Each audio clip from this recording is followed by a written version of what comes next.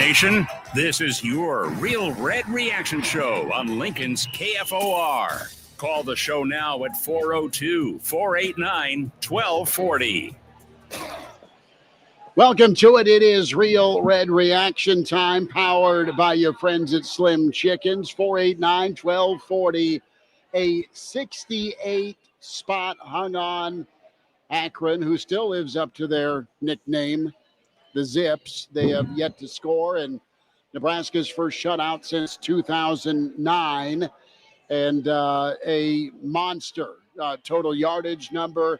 It looked like it was supposed to. Bill Hook's with us from Morning Hookup. Justice Rhody in studio. Elijah Herbel is also in the KFOR studios. Numbers to get in, 489-1240, 489-1240, or 800-825-5865. The pride of Fairbury, Bill Doleman, should be along. Fellas, a banner night for Nebraska football. You have the confidence in a tight win Thursday in Arrowhead. You couple that with a monstrous offensive performance. Caleb says the Skurs by 100 million. The only sad thing tonight for Nebraska was a lonely-looking punter from Australia wondering if he was going to get on the field. Well, apparently. And Archie did not. I was wondering, fellas, if they were going to take three knees to get him out there so mom and dad could watch him. They didn't. Well, they got to see him at Arrowhead. I feel bad. Apparently, there was a whole Inside Edition crew following him around today doing a story on Archie Wilson. They didn't get to see him go out there once. No, there was the proverbial, this thing's a bloodbath. Let's find mom and dad in the crowd and sit with them while there's another poor drive by Akron. Look, this thing looked like it was supposed to look in Nebraska. Were they going to sleepwalk or were they going to come out on fire? Aside from getting stopped, you got to start with the goal line stoppage with the Harburg package that didn't get in, and then the Emmett fumble. Those are the only two complaints, and there's probably not really any complaints tonight because it's been a long time, fellas, since you rock and rolled like this.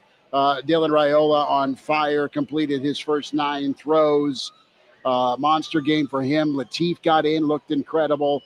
Emmett was nice, and I like the double tight, the heavy set in that ace formation. Elijah, will go to you with the run game because Nebraska did what they wanted. They ran for 2 bills. They threw for 7,000 yards tonight, 494 to be exact. 4 touchdowns, all 4 to Dylan, and Barney had a big night. How about old Cade Piedzak?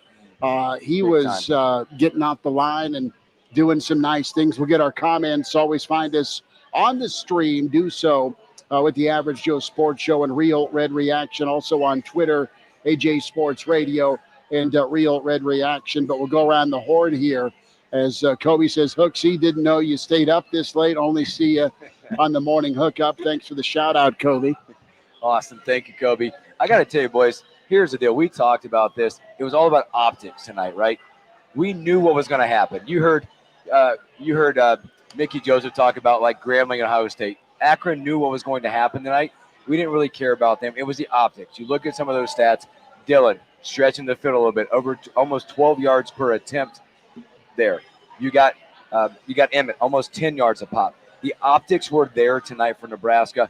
And, fellas, being in the stadium, it was a big party. That was owed to Nebraska fans that enjoyed every bit of this. They have not seen something like this in a long time. An opponent comes to town, you know what you feel like is going to happen, and it happens. So optic-wise, it felt really good to see some of that. TJ gets in. He looked good. Just so many of those things. Now, question being is, did we find a number 2 running back quite yet? That'd be a question. Still, I love what I saw. Mosey runs hard. Mosey ran hard, was good out of the backfield, and Pritchett didn't get in till late in the ball game. But my God, when he got in on Ives's 29-yard jaunt, you had the whole entire left side of the line collapse thanks to big old Pritchett and that wham block there by Carter Nelson. But I love Nebraska's run game out of that ace formation. And the way they were able to tote it 200 yards. Will Compton tweeting out an ode picture to Dana Holgerson as Dana's finding a little zen on the sideline. Says my OC. And no, the Huskers didn't score 100 tonight. They could have, but they kept pace, right? When we talk optics, we know that Minnesota put up 60-something. We know that Utah is doing bad things. And I know they're not in the Big Ten, but there's a whole lot of cupcakes on the schedule for a lot of teams tonight. And Nebraska did their part. They unloaded on a team that, well, they'll have to go into week 3, fellas, waiting to score their first points of the season. That is a pretty big statement. But the statement made the night Nebraska handled their business. We'll have comments from Matt Rhule and his post-game presser. But it looked crisp. You had plays downfield. You had a lot of gash plays on offense, Elijah, Bill, and Justice, where Nebraska did go downfield. There was no such thing as the Iron Dome tonight with the Akron defense. And then you were cranking out, 7.1 per carry. Well-balanced offense, and Nebraska did what they needed to do. Yeah, Nebraska did what they needed to do, and what they needed to do was, I said it all week long. This game needed to look like Nebraska against Akron. This game didn't even look like Nebraska against Akron. This looked like Nebraska against, well, I said on Twitter, Idaho State. Arkansas Baptist, like name your school. That's what it looked like. Nebraska made Akron look like a non-FBS team. That being said, I do think Akron pretty early on in this one, which I said pregame, they realized what was going to happen pretty early. They had that look in their eyes of, at least optically, I didn't look into any one of the players' eyes personally. That'd be a little strange. It did look, though, from an optics point of view, like that team went, and Nebraska was supposed to do this. They got punched in the mouth, and they went, okay, we're here for the paycheck. Nebraska did what they were supposed to do from that point on. I loved the fact that Nebraska did not pack it in and stop running up the score. You got to get all the reps in you can before Michigan comes to town. Whether that's your starters, whether that's your backups, Nebraska kept on airing it out. I love to see that. I loved that the team showed fight from start to end. They didn't go, oh, we're up by 60, we're going to play like it. That team continued to play very, very hard throughout. I loved most of what I saw. There is going to be a time for some nitpicking on this show. That time is not right now, though. That is an A performance from Nebraska. Yeah, A's for sure. When we talk about what Nebraska did, Emmett Johnson ran hard, 14 for 140, 2 touchdowns. Ives got in some tape we predicted to see from Ives. Latif and Ice zone read in the red zone. Kenneth Williams. How about this? And our old buddy, the Iron Horse, tweeted this out. Nebraska had over 70, I think 76 yards in total return yards a season ago. And I think Barney had 84 himself tonight. How many times do you start a drive off at the opponent 21 and 31? Nebraska did that. Kicking game was good. The field goal. You got the safety early in. And I thought you saw the defense. That's what we're concerned about after what happened against Cincinnati with their quarterback run game. And I'll say this: Nebraska's defensive line played much faster. Nebraska's defensive line played with a lot of fire. And again, grain of salt, it's the opponent, but that's okay. Nebraska's defensive line fired off the football today, got after the quarterback, and they were trying to preserve, and they did preserve that shutout for John Butler in his second game as defensive coordinator. Justice, couple of thoughts from you. Yeah, I thought this one, like Elijah said, they look like you paid them to be a punching bag. I'll say that. I mean, Nebraska was getting them body shots. They were pay for a yes. Yeah, they look like Bud Crawford against me. I mean, they paid them to take a dive. We'll tell them that much. But listen, they wound up and gave them a couple of nice little haymakers. But listen, the offense looked good. There was a couple hiccups in the red zone. We can get to that in a bit.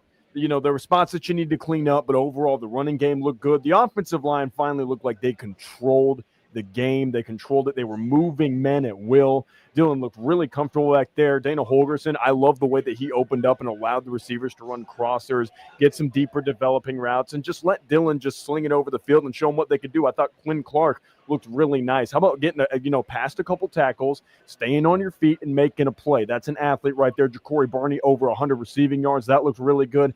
I love the return game, just like you said, Schmidt. I think they blocked a lot better. I think they had a lot more time. Granted, it was Akron, but Ja'Cory Barney was able to get loose, and you were able to get down get into some advantageous positions, and then move the ball.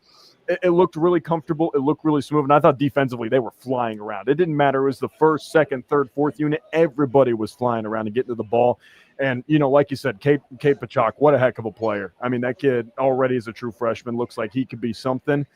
They got after the ball. I really love what the secondary did again. I thought they were aggressive. I don't mind a couple penalties if you're going to be physical, okay? That's just the Big Ten. You got to be willing to go bump chests with somebody and go make a play on the ball. I thought they looked good again. Sierra, Andrew Marshall, all the present company included. It looked really smooth, really clean. A performance from Nebraska tonight with some stuff to still tweak and work on. If we're scoring at home, total yards for Nebraska, 728. Akron 175. You had Nebraska 8 of 10 on third down. They didn't have a whole ton of red zone opportunities, but they cashed in fairly well with the exception of the fumble. And Nebraska did their job tonight. Guys, we were wondering from a tackles for loss perspective, and Tyler checks in, Nebraska scored tonight. What men's basketball average was in 2022-2023, and that's 68 a contest. Thank you for that. We'll get more of your comments. But Barty was good. It looks like Michigan's going to fall tonight, 24-13. Even more surprisingly, Arizona State has just fallen to Mississippi State. That was a dangerous ball game to go down there to Cowbell Land at night, and the ghost of the pirate down there. Making sure the Sun Devils don't shine. But it's a full moon, and all the freakies are out tonight having a good time, pouring a cold one. And it's joy in Huskerland. We'll start off with some of our comments, and you can dial up. This is the best you felt after a win since ... NASCAR Eric says, being on the right side of a blowout sure does feel real nice. Kobe in, and you have Black Hills Brennan says, start the buses or stop the fight. Steve checking in saying, look, oh, baby, they won like they should have. Absolutely. And Tuck says, got to find something to be upset about. There is. Yeah, there is. And that's the fumble. And you ask Emmett, and he's still ticked about it. Dion says they just might win next week, too. Dion, that's pretty good call. I like it. Arlo is here. TJ, formerly Jay, says, okay, so Vegas knew what they were talking about. I don't think they did. I don't think they did. The line was nowhere close to 68. Nope. Well, I didn't think they'd cover the number just because you'd take the foot off the pedal, but the backups had no intention of taking their foot off the gas. I mean, it looked good. It was a revenge second teams. That's true. It was a revenge game from 2018 when Akron seeded the clouds and caused a monster thunderstorm to cancel the game. 489-1240 to get in, or 800-825-5865. Chuck, check it in, says impressed with the line, impressed with everything tonight.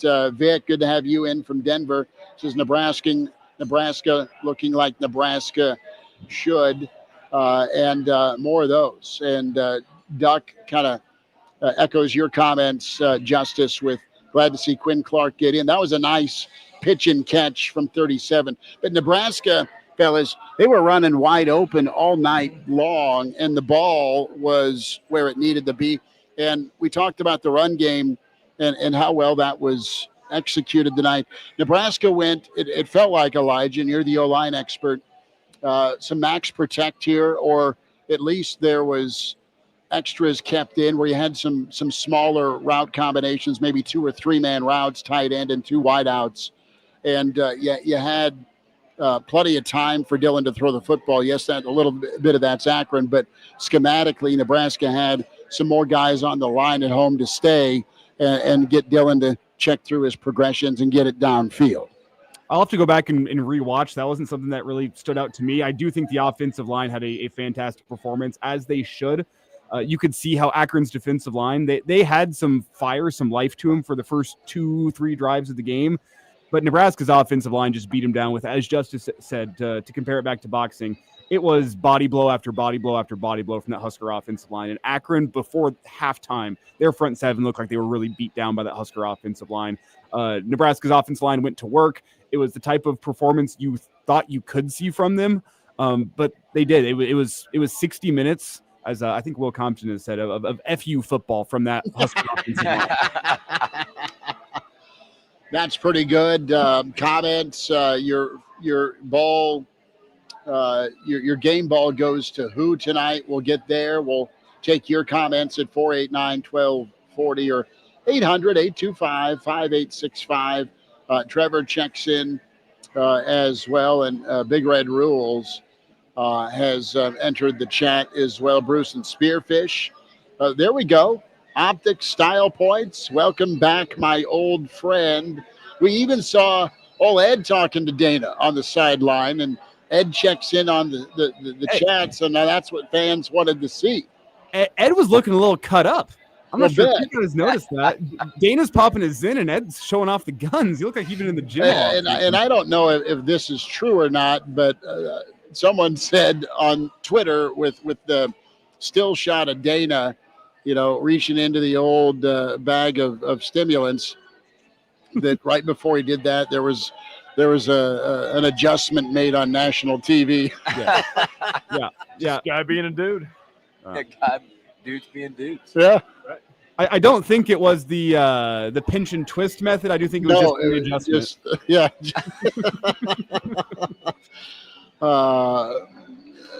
Well, yeah, you are, Ed. You are jacked working out with Rhule. Mobile quarterback, captain. Yeah, you got a little bit of that with Latif tonight. And Jay Downey. We are so bleeping back. Well, this is going to continue to fever pitch, fellas, and the cup will runneth over tonight, tomorrow, and good to see you, Scotty. And the repeat performance at 11 Kegs and Eggs next Saturday with Houston Christian coming to town, and then it is on for Michigan. And you look at that Houston Christian game. I was working. Excuse me. The Real Red Reaction Show stats department was working hard in the second half of that game. I put this out on Twitter. Tonight was the first time since September 22nd of 2012 that Nebraska has scored 60-plus points in a game. That was the first game of the Carson Schmidt era in 2012. Yeah, Idaho State fell on that day by a score of 70. How good a dad I am. I took my kid to his first game for Nebraska against Idaho State. You're a great dad. I know, right? Hey, any game you take the little ones to as a Husker game is a good one. I will say, though, Houston Christian next week, that is a game that, first off, I think you try to get the starters out before halftime.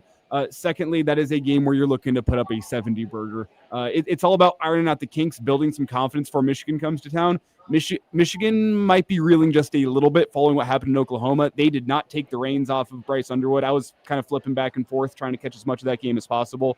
They did not let him air it out. It looked more similar to an Iowa offense than anything else. If they want to compete in the Big Ten, they got to let that kid chuck the ball around the yard just a little bit. The offense he was off the plate quite a bit tonight when he did throw it.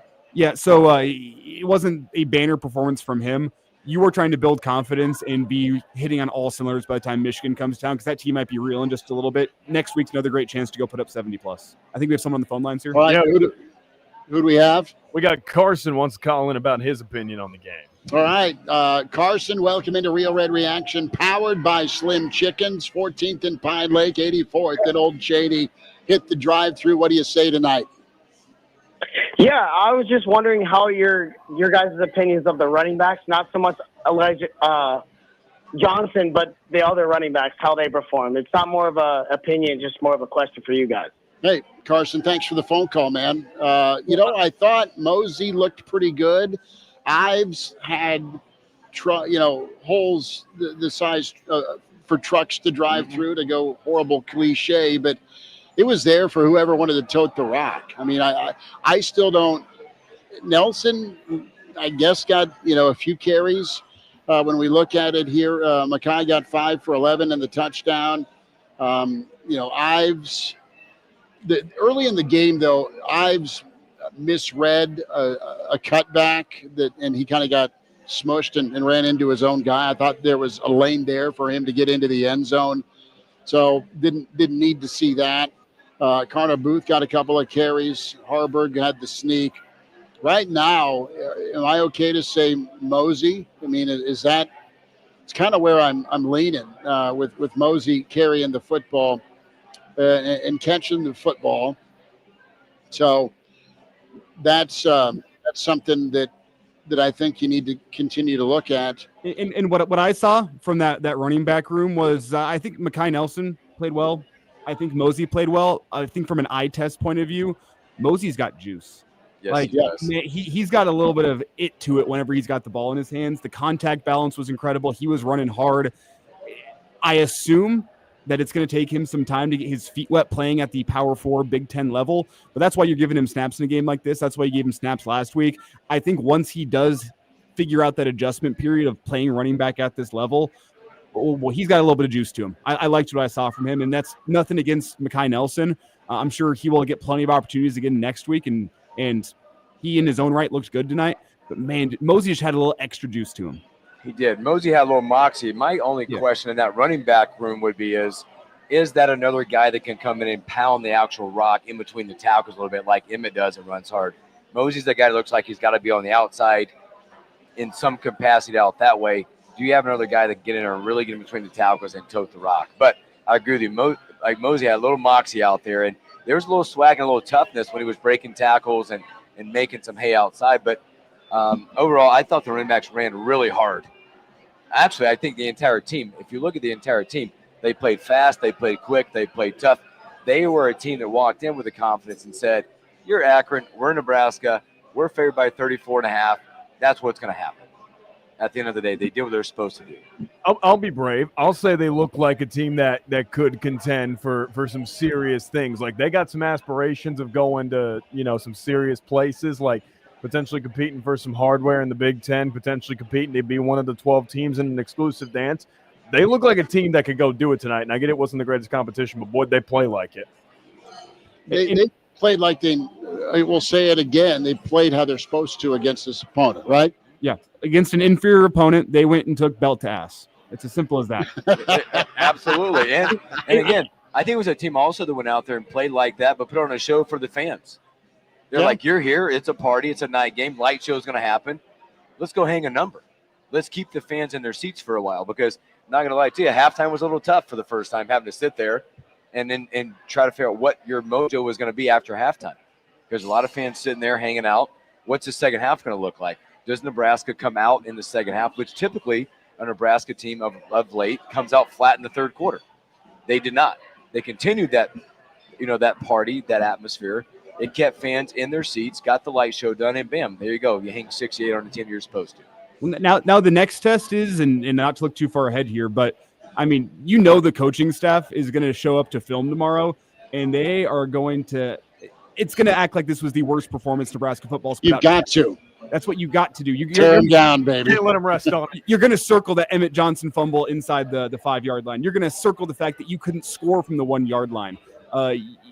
You're going to find things to nitpick. You're going to find things to be disappointed about. You are going to go make sure that team has all the motivation in the world this next week because you cannot rest on your laurels before Houston Christian. I know it's Houston Christian. It's not about that. It's about the fact that you have a big boy in Michigan coming to town the following week, and you need to be locked up and locked in on practice every single day next week, not for Houston Christian, but because every single rep between now and Michigan is going to matter. It's going to count. They are going to find everything in film over the next 24 hours, and they are going to probably kick the crap out of these guys for about 5 days. And Houston Christian is what it is, but it's about looking ahead to that Michigan game if you're the coaching staff and making sure these guys are locked in. There's no one missed day of practice where things aren't right, things are off. You can't be resting on your laurels, even though it's Houston Christian next week. 489-1240. You want to get in on Real Red Reaction. We're powered by Slim Chickens. Bill Hooks. We're here at the Single Barrel inside the Graduate. There is all sorts of red, whining and dining, good whining, not what the hell happened tonight type whining. And the ballroom is full. You're invited out. If you're looking for us, we are just kind of around the corner, tucked in next to the Jack Daniels barrel in the back area, kind of by the buffet table. Justice Rhody, Elijah Herbel, Bill Hooks, Chris Schmidt. The Pride of Fairbury, Bill Doleman, should be en route and can also always subscribe, Average Joe, YouTube channel, Real Red Reaction YouTube channel, AJ Sports Radio on Twitter. Can watch the show there. Spotify, iTunes, Google Play. Chuck says the game ball goes to the beer concessions at the stadium. Love it. Steve says he's a big fan of the Latif zone read. Why not? You got a block field goal tonight too. Were you guys big fans? I know Latif was cool. Were you guys big fans of the red end zones? It was a nice change. It was. I will tell you, I was with my wife, and she absolutely noticed it. She noticed a lot of things. You noticed that. You noticed the black sidelines. You had the little red zone tape on the side. I thought they popped. They had a nice, especially at night. They popped really big time at night. Who do you have on the phone lines? We do. Where are we going next? We got Justice? Caleb on the phone lines. Oh, YZ wants to get his YZ. opinion. Whoa. All right. Hey, YZ hit a little number tonight with the old shutout. Did he? He hit a little bet for the shutout. Caleb, tell us about this wager you made and this win you hauled in. Was it legal? Oh man, We can't disclose legal or not. He just won. Just know he won.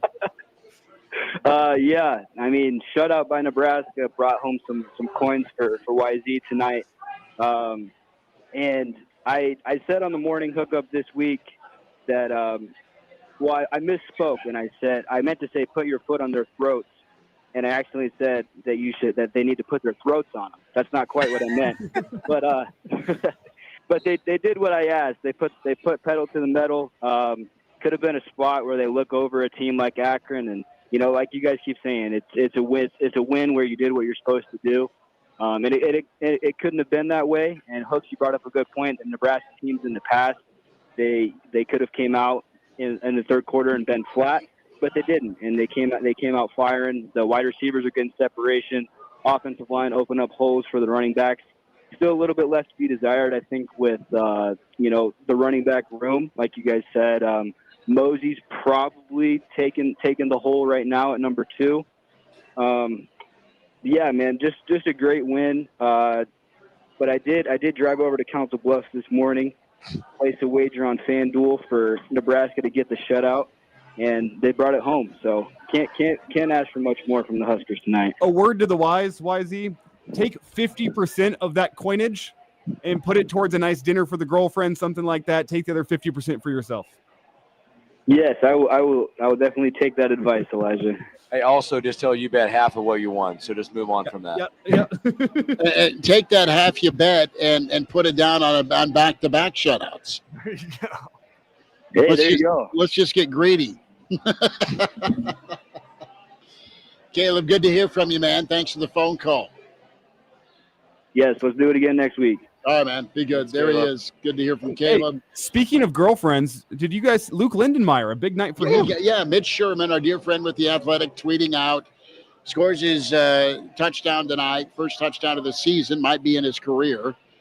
And then you had all of Husker Nation, the cheer section, teammates kind of gathered around. It almost looked Travis and Taylor-esque. Forgive me, find me. I just uttered that on the air. But he pulled the Searles and got engaged and got the yes on the field, which is nice. Quinn checks in, says best Nebraska's looked in 10 years. You know what, Quinn, it's been a long time since Nebraska's looked this good. I think you got to go back from a total yardage standpoint, and I think we remember this game. You go back to the Northwestern game in 2021, 56-7. Where Nebraska absolutely annihilated the Wildcats. That was right before that back and forth Michigan game that didn't end the way it needed to for Nebraska. That being said, I mean, there's just a handful of these. Well, the funniest thing I heard tonight was in the press box, and there's a row of stairs that go down to the first level on level 6, and I sit right kind of across the way from one of our favorites, George Darlington. And George, of course, big time coach for a lot of years. And George says, well, this is how we used to treat Kansas every year. No. as Kansas is involved in a shootout with Missouri today. They lost that one. But, hey, you're keeping pace right now with teams in your conference, with the style points. But above all, you took care of business. Last Nebraska football shutout, December 30th, 2009. That was Gronk's team and Foles' team in Arizona against Arizona in the Holiday Bowl, 33-0. Biggest win point differential by our friends. Good to see BJ earlier with the Big Red Junkies since '82. So it was nice. It was nice for Nebraska fans. It was nice to see the Huskers dominate from start to finish. Funky Giblet says, I like the depth building of this game. Go back here. That's a stat. Nebraska's largest margin of victory since the scoring explosion team. Wow. That was the year before the scoring explosion. But same squad that had a defense. They got robbed at Penn State. And Akron is probably the worst FBS team in the country. They're about as bad as Pacific was. But they are an FBS team. Like I took it back to Idaho State. Yeah, they're Division I in name only. They're Division I. They're in the MAC. We'll be watching them on Wednesday nights this year. They're not great, but that is still an accomplishment to put up that margin of victory against an FBS team. You look around the country and you see all these margin of victories that look similar, and you see FCS team, FCS team, FCS team. You don't see teams doing this against FBS squad. It's saying something. I don't care what FBS squad it is. Akron's got more resources than your Western Tennessee Catholic Baptist, East Texas, Northwestern State. Yeah, like Kingsville. Like, there is still Division I FBS resources there at Akron, and it's a 68-point margin of victory. Hats off to Nebraska for the performance tonight. Again, I do think Akron packed in a little bit after, like, the first quarter, but it doesn't matter. A 68-point win is a 68-point win. Enjoy it while you can, Husker fans, because I don't know when the next time you're going to have a 68-point victory. It's been 43 years since the last time you saw it.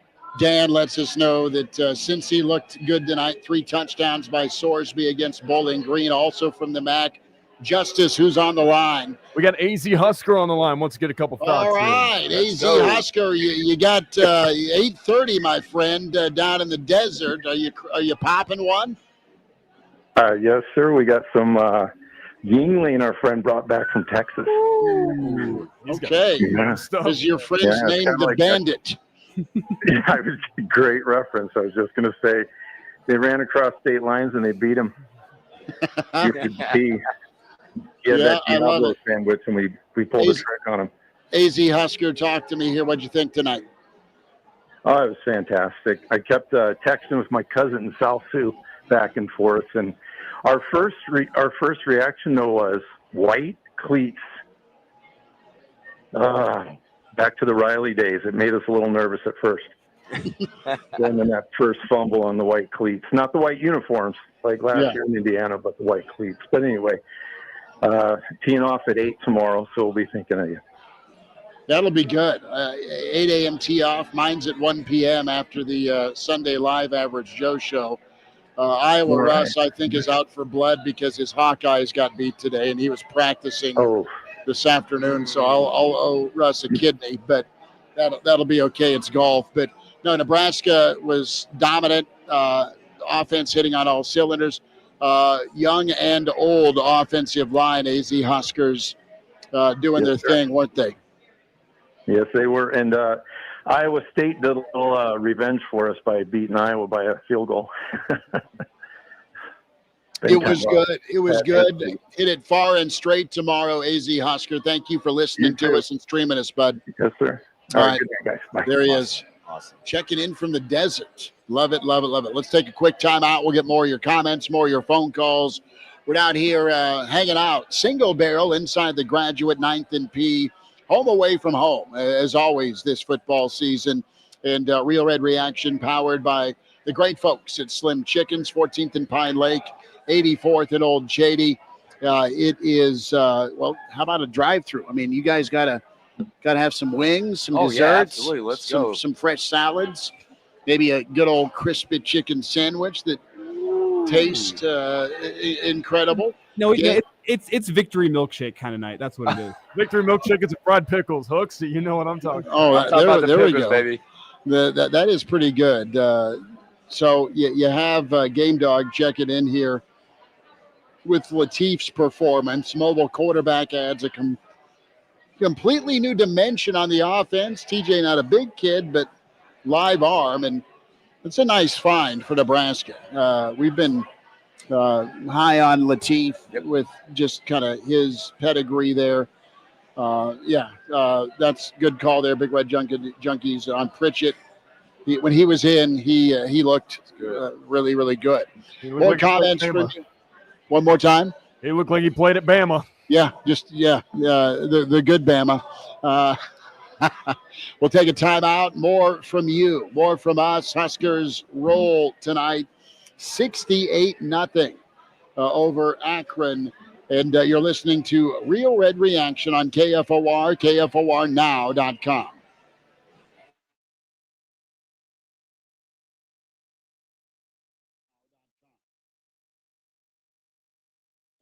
Day or night, hot flashes due to menopause can be unpredictable. That's why there's Veoza, a prescription treatment proven to reduce the number and severity of hot flashes day and night that can start working in as early as 1 week. Based on clinical studies measuring efficacy at 4 and 12 weeks, individual results may vary. Talk to your healthcare provider about what this may mean for you. For moderate to severe vasomotor symptoms or hot flashes and night sweats due to menopause, Veoza can cause serious side effects, including liver problems. Your doctor will do blood tests before and during treatment. Stop Veoza and call your doctor if you have symptoms of liver problems, such as feeling more tired than usual, decreased appetite, nausea, vomiting, itching, yellowing of the eyes or skin, pale stool, dark urine, or stomach pain. Don't use Veoza if you have cirrhosis, severe kidney problems, kidney failure, or take CYP1A2 inhibitors. Ask your doctor about Veoza. To learn more, call 1-866-239-1637 or go to Veoza.com. That's VEOZAH.com.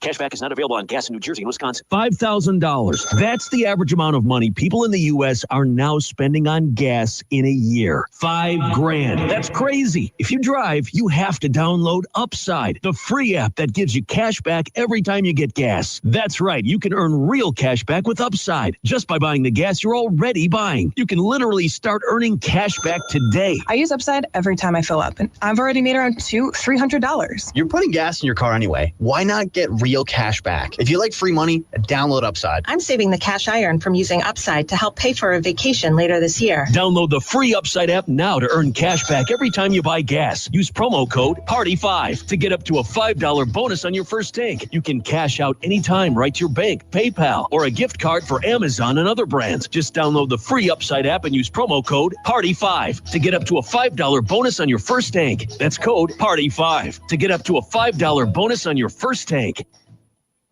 Now that Labor Day's over, it's time to switch out summer outfits for new fall looks and head into the season in style. Shop Macy's today for the latest fall trends from top brands like ruffled skirts and barrel leg bottoms, 25% off, and men's suits for every occasion from Tommy Hilfiger, Michael Kors, and more, 50 to 75% off. Plus, find signature scents from Yves Saint Laurent, Valentino, and so many others. So hurry in now and refresh your fall wardrobe at Macy's. Savings off already reduced prices. Exclusions apply. Are you buying your wild bird feed from the grocery store, hardware store, or big box store, but you're not attracting many birds? Then give Wild Bird Habitat a try. They offer 21 varieties of quality, fresh, premium grade wild bird feeds, guaranteed to attract more of your favorite birds. So if you want to enjoy backyard bird feeding more, then stop by the Wild Bird Habitat stores in the Alamo Plaza.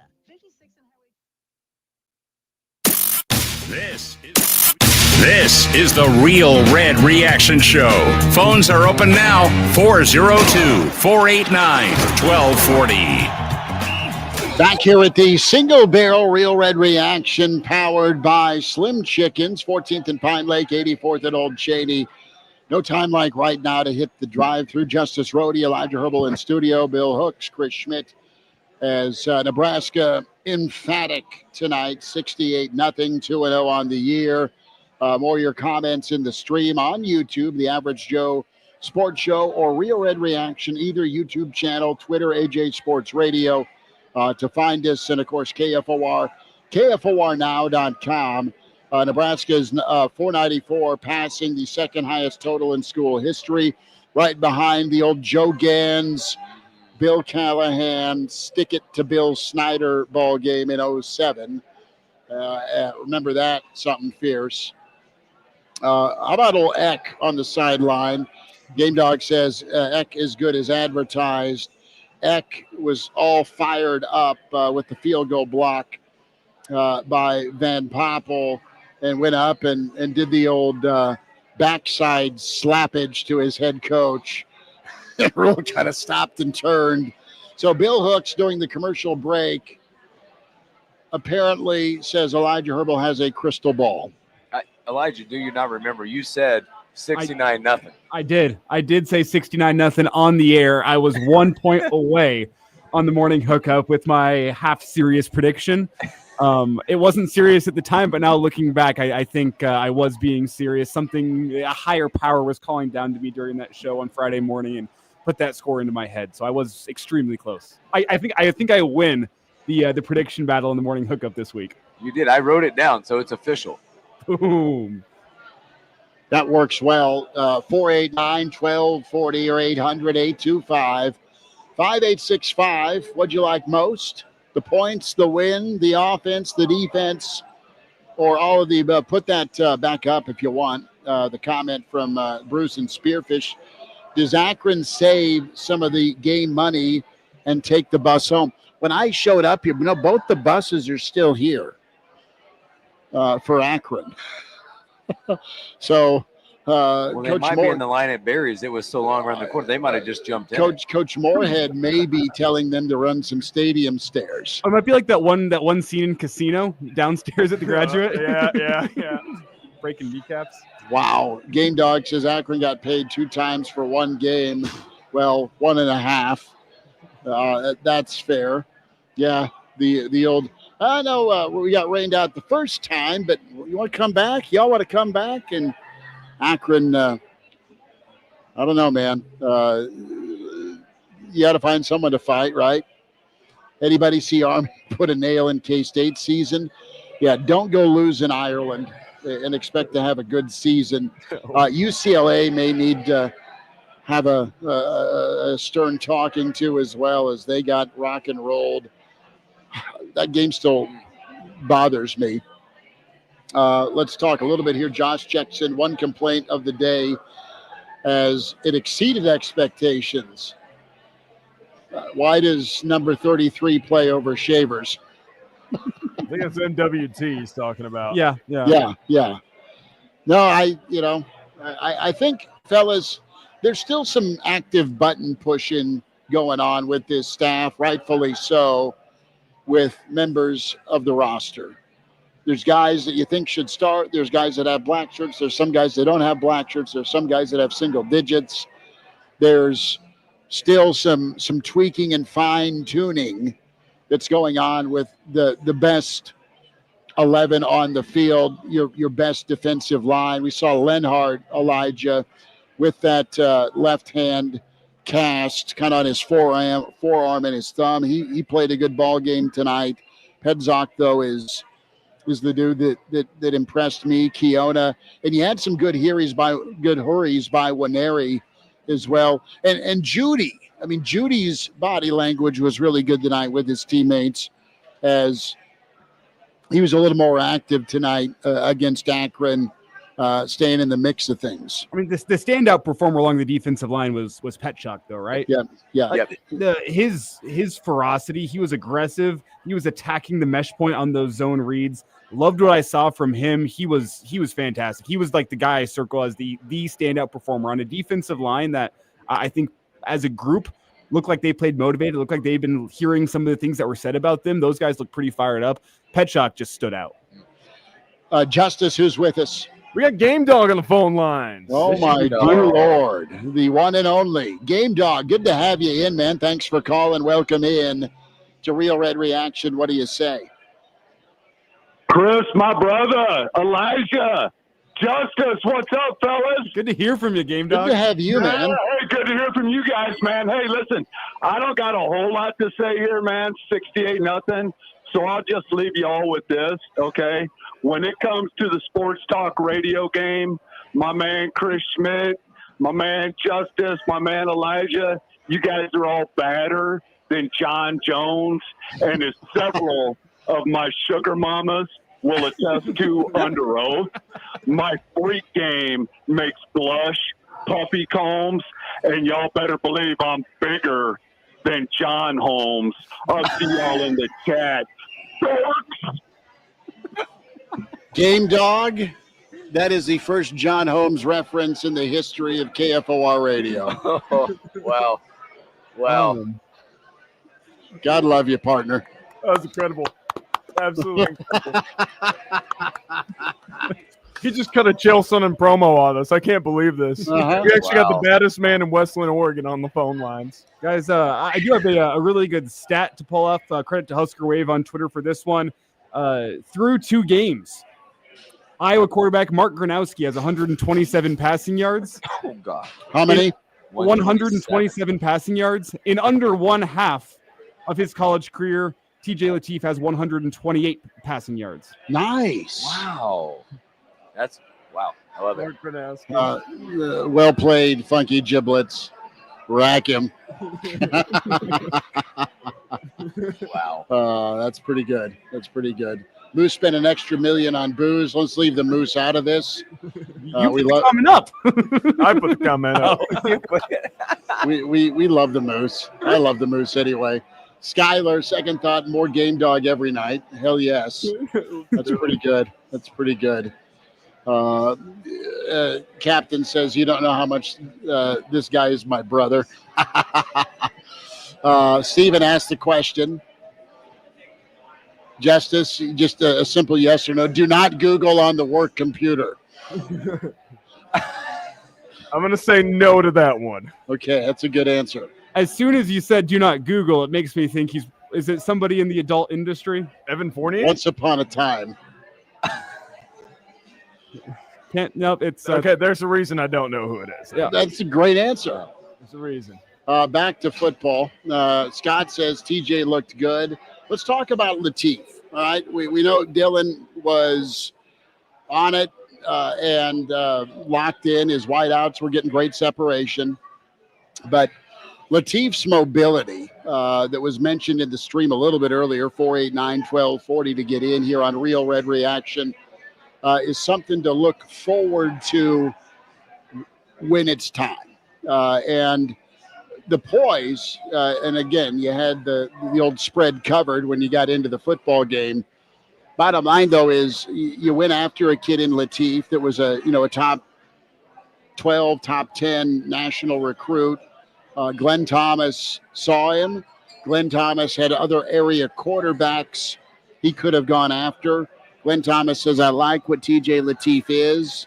Kid that lived and grew up in Compton, that took the extra effort to get to Orange County Lutheran and performed well against some high school competition, Elite 11 kid, and his mobility with that arm strength. I'm not going to say he's Daniels, but he has that type of game to him with the ability to move around in a really minute sample size we saw tonight. But the poise part is something that you're going to take with you as a Nebraska fan tonight and say, all right, it's somebody that you can continue to groom for high-level quarterback play at Nebraska. Yeah, and I would say, number one, that checked the box tonight, right? Yeah. You got Dylan in, you got him his stuff, you got the big lead, you got your backup in. There's some development happening. I thought when he walked in, you mentioned the poise. The lights weren't too bright for him. They were not too bright for him. I love the fact that a kid like him moves that pocket with a threat. Right? There's the threat. I can dunk it here, I can throw it there, or I'm going to take off there. I mean, it came through on the TV broadcast, Hooksy. You could hear an audible ooh whenever he juked that one Akron defender out of his shoes around the 10-yard line. That was hot. Incredible. But again, that just shows you bright lights, like they were not too bright for him, even though we were up so much. Still fighting, still throwing the football, still moving the pocket, and like even the juke and almost getting in at that moment, fighting for that touchdown. This kid has the potential to be special in that offense whenever that time comes. 489-1240 to get in, 800-825-5865 to dial up. Do we have any Matt Rhule audio, fellas, we want to get to? I don't have any pulled yet, but I can see if I can scrape something together. We can see about going to break and then pulling it up. But before we get there, it's funny that we're talking about Latif, where Rhule, that touchdown throw he made to Dane Key rolling out to his right. That was incredible. That was a laser. I mean, it's what I was talking about, and I mentioned this on our Sunday live Average Joe Sports Show. Whenever we were talking about Rhule's performance against Cincinnati, he did make some throws against Cincinnati that would have NFL scouts salivating. That was another throw. Rolling out to the right and throwing that dot into a tight window in the back corner of the end zone. NFL scouts are going to love that one. Can I also throw in the pitch and catch when he had to escape the pocket, the touchdown to Lindenmeyer, where he had to basically throw off balance? And I know it was right in front of him, but still to make that throw when you're kind of moving towards your weaker side and you're not able to roll out and throw it on your strong arm side, to kind of flip his body and just kind of sidearm it to an open Lindenmeyer, I thought that was a pretty impressive throw as well. What are you guys looking around about? I think that leg is going to collapse. The table about fell down. It's the only bad part of the night. I'm trying to save the drink more than anything else. Well, yes, you are. Do you have it? Priorities. Prized goods right there. Hey, you couldn't say I had the table on my knee to get the leg out, okay? No, but the Crown and Water is safe. Is that what is the best celebratory drink after a 68-point home victory for Nebraska? I can tell you, I have a group sitting over there right now, my wife and my friends. We celebrate with a fireball shot every Nebraska win, so it's about to happen at the next break. Okay, we'll take a quick break. We'll get Rhule racked up. You go get your fireball like you just made birdie. The Pride of Fairbury is on site as Bill Doleman is here, and Bill Doleman said 68-0 in his prediction segment in class. And Bill, we're going to take a quick timeout, and you're ready to launch, I would assume. What's up, Holmes? He has no idea the word home. No, I know why he said it. I absolutely know why he said it. Bill? He doesn't. No? He doesn't know. We had a phone call. Yeah, okay. Quick timeout. Yeah, I know. Timeout. TV timeout. We needed 20. You're on 30. We're going full timeout. Full timeout. More Bill Doleman. Fireball shots for Hooksy. And we will come back with Matt Rhule's press conference from tonight. We're here from Bill. We'll get Rhule in and more from you. 489-1240 Real Red Reaction, powered by Slim Chickens, 14th and Pine Lake, 84th and Old Shady. And we're here at the Single Barrel as our home away from home every football season. Scott, our friend from Shields, says, "Do we need Rumplemints?" He is the Rumplemints king. Woo. And I'm okay. Elijah would take one. Hey, we might have to crack open one of those Bud Lights in here. Are they warm or are they cold yet? Oh, they're extremely warm. They've just been sitting in the studio. Okay. They were better for shotgun. Nothing says 68-0 over Akron like a warm beer. Hey, warm beer is better for shotgunning. That's fair. All right, quick timeout. More Real Red Reaction with us here on KFOR, KFORnow.com.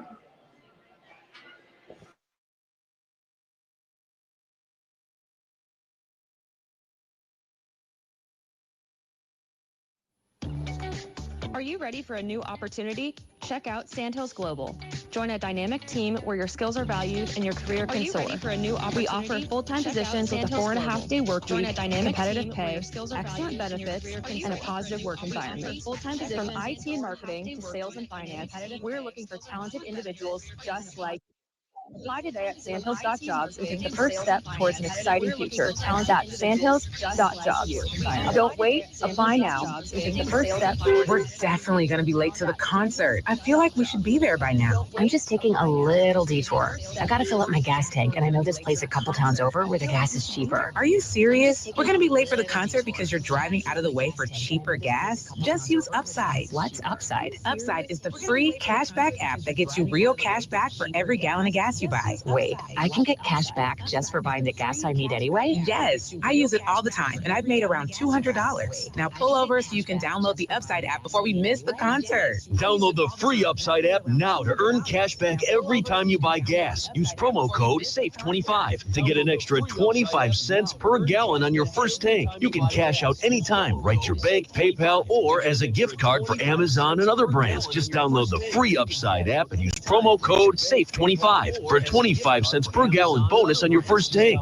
That's code SAFE25 for a 25 cents per gallon bonus. That's code SAFE25. That's code. Progressive's Auto Quote Explorer lets you easily compare direct rates from different insurance companies, so you can be confident you're getting the right one, even if it's not with Progressive. Explorer, way more confident than you were when you bought that TV in the parking lot. It just happened to not come in a box or include a remote.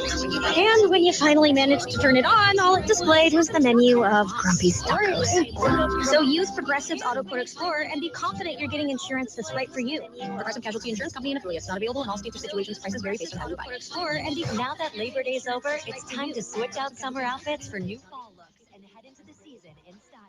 Shop Macy's today for the latest fall trends from top brands like ruffled skirts and barrel leg bottoms, 25% off, and men's suits for every occasion from Tommy Hilfiger, Michael Kors, and more, 50 to 75% off. Plus, find signature scents from Yves Saint Laurent, Valentino, and so many others. So hurry in now and refresh your fall wardrobe at Macy's. Savings off already reduced prices. Exclusions apply.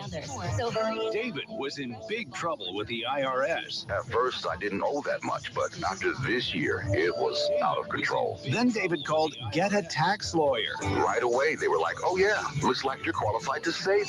Get a Tax Lawyer went to work. Should have called way sooner. Get a Tax Lawyer has helped thousands like David fight the IRS and get a fresh start. Call 800-745-3070. That's 800-745-3070. Get your thoughts on now. The Real Red Reaction Show is unfiltered at KFOR. The single barrel inside the Graduate. It's Real Red Reaction. Send Bill a link, fellas. I can do that real quick. All right. And Pride of Fairbury is with us here. Bill Hooks is moseyed on over to Fireball Land, and Nebraska on fire tonight with 68-0. And Bill, we'll get you on camera here in a second. We got your audio here on KFOR, KFORnow.com.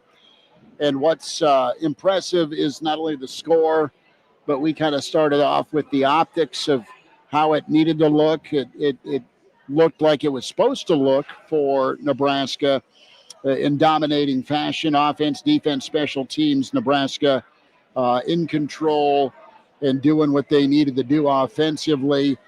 Some questions and some calls when we talk about Nebraska and kind of their preference here with the running game. Emmett, yes. Do we still have any clarity on where Nebraska's at with their backup running back? We thought Mosey looked pretty clean tonight, looked pretty good. Ives had a nice ball game. Emmett was possessed, did well. And of course, you had Dylan go off. He was fantastic. You've seen a lot of Nebraska football. Bill Doleman tonight did what for you? It took me back to the 1980s and the early to mid 90s, because that's the way it always was during the course of the non-conference George season. Darlington said, "This is how we used to treat Kansas." That's exactly right.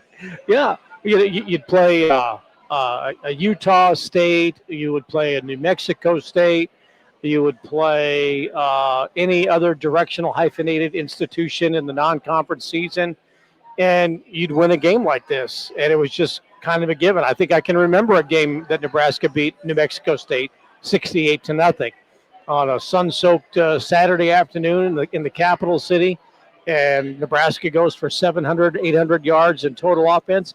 And that's just the way it was. And Nebraska would rack up 9-10 wins in the season and then go to the Orange Bowl. So for those people who don't remember those days or never understood what those days were like, tonight was exactly that. It was It was a throwback to yesteryear, although it usually was done on the ground and not through the air, the way Nebraska moved the ball in the first 2.5 quarters or so. I was a little surprised Rhule was in there much after halftime. But that's the way it was. That was Nebraska football. That's what it was built on, and it was built on the carcasses of schools that came in here to get a check. I mentioned the other day, yesterday on the show, what was my prediction? Well, pain. But the good kind of pain, though, we're handing it out versus taking it. I'm telling you, yeah, exactly. I'm telling you, next week will be similar to that Pacific game that I recall. I have a feeling that Matt Rhule must really hate Joe Morehead for Fordham beating his Temple team 10 plus years ago or whatever it was, because he took it out on him today and did not let up at all. But I go back to a game Nebraska played against Pacific in the late 80s, early 90s, I think. And I remember hosting a luncheon, and Pacific was there and was in the Havelock area. And Bob Lee, who played for the Falcons, not the ESPN anchor, and he was the athletic director at Pacific at the time. And I remember him saying at that luncheon that games like this are important for our athletic department. We know what is ahead for us tomorrow, but this is an opportunity for us to bring in some much needed funds for our athletic department. Tom didn't want to do what he could have done to him, beat him like 49-7. And at the time, it was probably $500,000 is all they were getting, and not the $6 million that Cincinnati got last week. They took their $500,000 check, gave it to everybody else, and dropped football after the season. So I think next week Nebraska beats Houston Christian 48-7, and this was they just took it out on Akron today. But this is what it was like in the old days.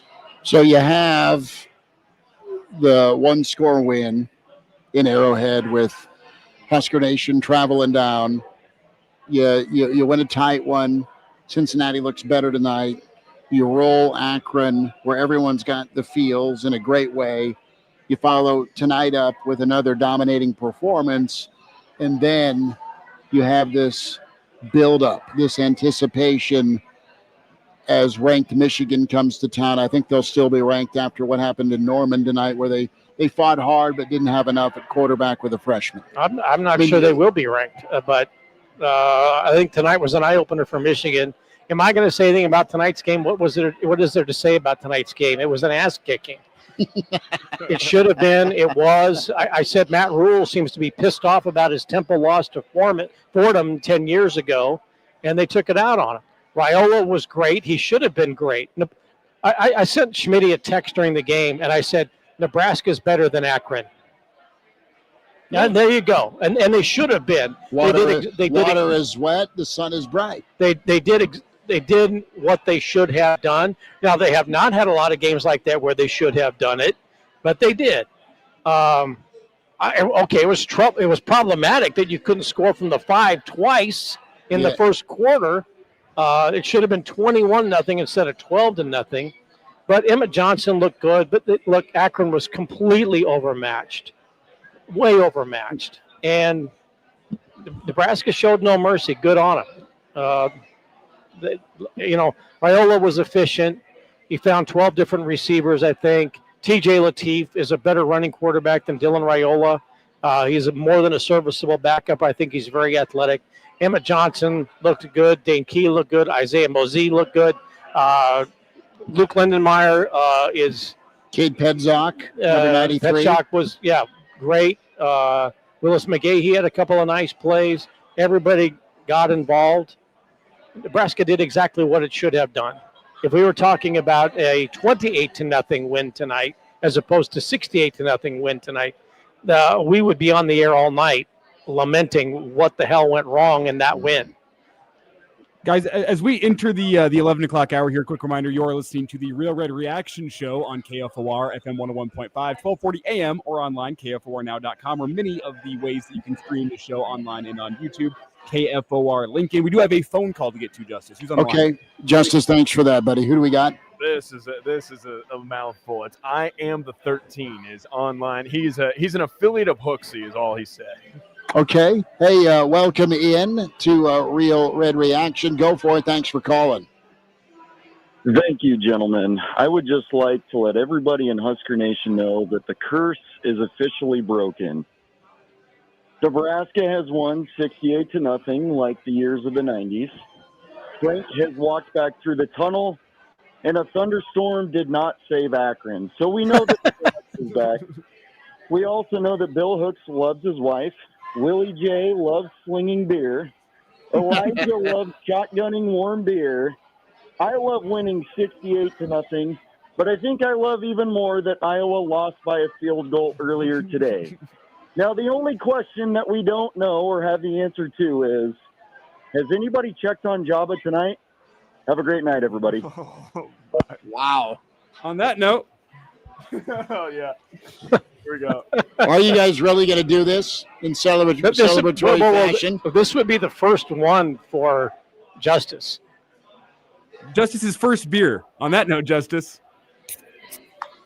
There it is. All right. Beautiful. Man. And now what do I do? Well, as good as it is. So warm. Tastes like America, baby. Tastes like a win. Tastes like a win. Tastes like 68-0. Is Justice 21? Yes. Oh, Yes. okay. All right. Lock the door, Justice. Get Elijah and Justice some keys. I like that. Jesus. Give the man his keys. Jesus. Wrong keys, Justice. Wrong keys. All right, let's hear from Matt Rhule, and I'm watching footage here that our old friend Michael Bruntz just posted, and this is hilarious. I mean, it's straight up Leachian with Dana walking off with his son into the tunnel amidst cheers and well wishes. Dana Holgerson and his offense going pirate on somebody. It was pretty good. 489-1240 to get in here on Real Red Reaction, powered by Slim Chickens. Again, those locations in town for you to check out: 14th and Pine Lake, 84th and Old Shady. A great crowd here at the Single Barrel tonight for Real Red Reaction post game. Big Red Rules wants to know if you're drinking Clamato. Nope, just Bud Light with the official Husker can. And, of course, our friends at Bud Light helping bring you the Friday forecast. Matt Rhule, his post-game thoughts. Let's get to those right now on Real Red Reaction. All right, obviously big win tonight. I'm very excited for our guys. We have recruits come on the field. It was, 40 minutes for the game, 30 minutes for the game. I was able to point our student section. I want to make sure I thank them. Our student section was filled early before games. These are the things that differentiate us in recruiting. So I want to thank the students. Great crowd tonight. Thank everyone who came, and especially thank all the people who stayed to the end. One of the key things in a game like that, besides getting the shutout, I think the shutout was very important for us. I think it's the first time since when? 2009. And we're not that the history of it matters to us, but just, we played a lot of players. I think every player that could play got in the game. Maybe one or two didn't. I don't know. But we were able to get a lot of players in the game, a lot of players who work hard, who sacrifice. And so to play them all and still continue to play to the standard and have the shutout was a really exciting moment for us. Proud of the guys, proud of their effort this week. They practiced hard and they went out and overcame some early self-inflicted wounds and played the game pretty clean. So proud of that. Excellent to see Jacory, the job he and his punt return unit did, having 87 yards. I think Keith was just telling me it's more than the season total the last couple of years. We knew we were going to have good opportunity at that, but it's all these things mixed together, right? It's the defense. It's the defense, having good field position so that we can be aggressive on the punt returns. It's guys holding guys up, having guys like Derek Branch and Vince Genatone who do great jobs on those teams. Young guys like Kamir Prescott who step up. So really proud of all that. And finally, happy for Luke Lindemeyer. At the very end, he proposed to his girlfriend, who I'm so embarrassed I don't know her name, but she's a lovely young lady, and she's a Scarlet, and he proposed, and she said yes. So excited for him. So with that, I'll answer all your guys' questions.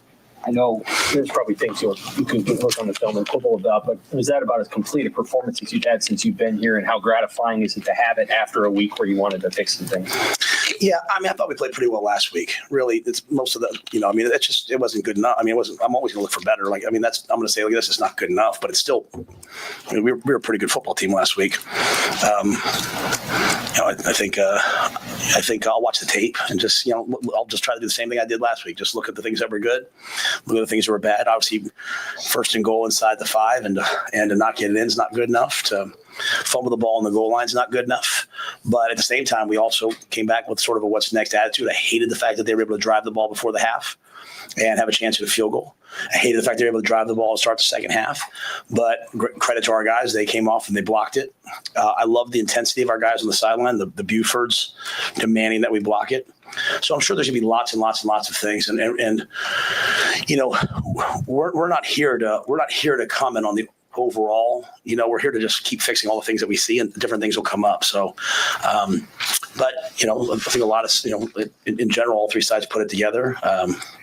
So pleased with that. Dylan seemed super comfortable tonight. I mean, 24 of 31 is pretty strong. I mean, how does this rank amongst other performances he's had under you? Yeah, I don't think anyone gave him nearly enough. I mean, I told the TV guys before the game, I said, Dylan's done a good job of blocking out the noise. A lot of guys were talking about his performance last week. He completed, he was one of the only quarterbacks in the country. He completed 33 passes last week. He completed his last 9 last week and first 11 this week, or vice versa.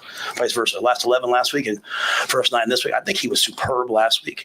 I thought early on, to be quite honest, his feet were a little bit out of whack. I thought Data did a good job of getting him in phase, and I thought he was in command. Anytime we can throw the ball this many times and not have to worry about throwing it in interceptions, I think we feel really good about it. I think everyone has to get used to the fact that when Dylan plays really well, I don't want to see a ton of wow plays. I don't want to see him run around throwing the ball sideways. I want to see him play quarterback. And what Dylan's doing is he's playing quarterback. He's elite before the snap. And I just hope everyone, across the country appreciates it the way I know most of you guys do. He's just getting us in the right play, making the right check. There's not a lot of things that are off. And most of playing quarterback happens actually before the snap. And I think he's just so elevated in that regard. So we're able to get to a lot of things. There's a lot of plays, I'm sure, when he looks at it, he'll say, I need to do this better, that better. But I just think he's ascending and getting better and better every week. And Nick, you played a lot of defensive guys in this game, but early, Cade Headshot came in and produced a lift for you. Got a safety. I don't know him to play before. What did you see out of him? And how bright is his future moving ahead now? Yeah, I was disappointed we didn't play Cade more last week. Kind of the way we have it stacked is it's like Cam, Williams, and Cade at the same position, and they're all three really good players. And so it's just sort of the position, right? They all kind of fit that. So just trying to move guys around. Cam Lenhart played nose tackle tonight at one point. He was in our 5-down package. I think Cade's an excellent player. I think he makes big plays. He plays really hard. The more he plays, the better he'll get. But if I may, Cam was one of our captains tonight. Cam elected to have surgery this week. He went Tuesday afternoon for surgery. He elected to practice Tuesday morning, which means he couldn't eat after midnight. So he went out to a full padded practice, which everyone acts like our practices are crazy. Our players, I'm saying, they come out like, oh, coach, we got to do what today? Cam walked out there, no food in his stomach, no water, had a little bit of water, some Gatorade, then couldn't have anything after that.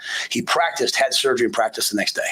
So, when people ask me about year 3, Coach, it has nothing to do with me. It's about guys like Cam. And so we're just have to continue to find ways, Sean, to get Cam and Williams and Cade on the field. And I think that's one of the things that Terry did a great job of this week, as did John. We had a lot more packages to play different guys in as we get more and more comfortable.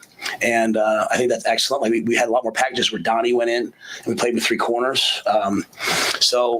Really, really good, nice job by the defensive staff, I thought, to make sure that we were just rotating guys without just rotating them, but giving guys roles. Gabe Moore played his first football for us tonight. And it looked like out there, this is a guy that he didn't have his first full practice until Tuesday of this week. And it looked like he played pretty well too. So looking forward to those guys just continuing to ascend and improve. What kind of surgery? His hand done. I don't know the exact, something that he was able to play through, but had some sort of injury to his thumb and his hand. Played with the cast tonight. How much can it help guys' confidence when it is a night of first for a lot of things, like Quinn Clark's first touchdown, Makai's first touchdown? Yeah, a lot of guys did things for the first time, and what that can do for them going forward. Yeah, well, Quinn, for me, that's a special Husker moment there. Obviously, his father great player here, passed away. I'll never forget when we offered him, Coop and I were in the end zone at a camp, and he just kept running around. I was like, Vershawn and Damon and a bunch of guys that kept sending me his tape. And I said, we'll get him to camp. He came to camp, and he's running around, this big athlete. I remember walking up finally and being like, we were in Memorial. We were in the north end of Memorial. I said, well, where's your mom? He said, she's right there. So ironically enough, she was standing there. I said, walk over here. And we offered him a scholarship in the end zone at Memorial Stadium. And, just think about, his father not being there, but probably looking down on him in a place that meant a lot to him. And so, he scored that touchdown. Me, like I'm the most like non-seller. I yelled at Dane, like, go get that ball. And we got it for him. And Quinn's a guy that's coming on. Makai, I knew Makai was coming. I was really proud of Makai. Like, the only time, him and I are both from PA, so we talk a lot of trash to each other. The only thing he said to me all night was, he was on kickoff. He's like, you want me to make another kickoff tackle on kickoff? Because he made a tackle on kickoff. So a lot of those guys are really good players. Their time is coming. My challenge to the guys both before the game and at halftime was, to finish the game and have the killer instinct, to not let people lie around. And I thought we did that. We're in there. I called everyone up, and even Marquise was like, we've never done this before. We've never had a 68-0. And again, that's not an FCS game. That's a group of 5 team. And so happy for them that they did that. Just won't, at the end of the year, we won't be talking about this game. So we did it. Now we got to move on. Matt, what did you make of Emmett's performance tonight? And following the fumble, what did you say to him, and how did you see him respond? Yeah, I didn't say anything to Emmett after he fumbled. Just said, hey, put the next back in. You're not going to fumble and play the next, go right back in. And so, but I thought we've, great job with Donnie and Danny continuing to go to it. We ran like the fake speed sweep, inside zone slice play that, hit consistently. So we kept going back to it. I thought Emmett was excellent there. One of the things I loved about what Emmett did tonight that I saw, I don't like to comment too much on the football until I watch the tape, but most times when he breaks out, he looks to cut it back. And tonight you saw him trust his long speed and make long runs. And to me, that's his training. And I think I've said to you guys, like, hey, I see a different back during training camp. I think you saw a little bit of that tonight. He fumbled. We put the other guys in as the ball got down near the goal line. I said, hey, put him back in. He just want to make sure he knows, we can't do that. And it's not the results. We go to 5 points of ball security. We go to the X factor. Again, I couldn't see how exactly it happened, but the ball was, the ball was in his left arm. He started left, cut the ball back right. We want to go to 5 points and score. He didn't. Ball came out. But to his point, I was like, hey, what's next? Get back in there. And then after he scored later, he said, Coach, what's next? So when the players start saying the things like that, then they're bought into it. The bad things are going to happen. How do you overcome adversity? What do you see from TJ Lateef, his composure in his first appearance? Yeah, one thing about Dana, he's not going to put him in there and just hand the ball off. He knows he needs to play. And I thought he did a nice job. He found some guys on the over routes. Great catch by Keelan Smith.